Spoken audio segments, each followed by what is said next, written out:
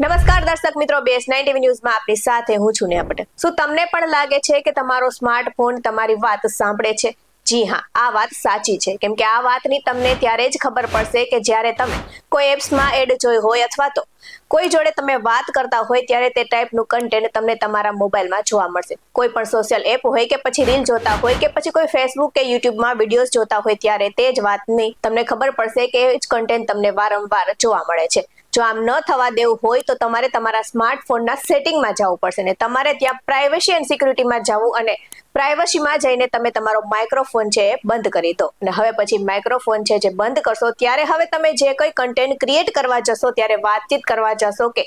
Microphone તમારી પાસે permission માંગશે અને પરમિશન જ્યારે જ તમે આપશો જ્યારે તમે માઇક્રોફોન ચાલુ થશે ત્યારે આ પ્રકારનું સેટિંગ તમે કરશો તો તમે કોઈ પણ ફ્રોડથી પણ બચી શકો છો। આ ઉપરાંત જ્યારે તમે પબ્લિક વાઈફાઈનો જો ઉપયોગ કરો છો તો પબ્લિક વાઈફાઈનો ઉપયોગ કરવાનું ટાળો, કેમ કે આવા સમયે થર્ડ પાર્ટી એપ્સ જે હોય છે તેમનું પણ તમારા ફોનમાં ઇન્સ્ટોલ ન કરવી જોઈએ। જ્યારે પણ કોઈ એપ્સ તમે ઇન્સ્ટોલ કરો છો ત્યારે તમામ પ્રકારની પરમિશન તે જ સમયે તમે ન આપો, કારણ કે એપ્સનો યુઝ કરવો છે ત્યારે જ તમે એપ્સને એક્સેસ કરવાની પરમિશન આપો, કારણ કે ઘણી વખત એવું થાય છે કે લોકેશનની પરમિશન આપી દેતા હોઈએ છીએ અને આ ઉપરાંત તમે તમારા માઇક્રોફોનના કેમેરાને પણ અગાઉથી જ પરમિશન આપી દો છો, તો તમારા માટે તે નુકસાન કરતા સાબિત થઈ શકે છે ને આ બધી ટ્રીક અપનાવી તમે પણ કોઈ ફ્રોડથી બચી શકો છો।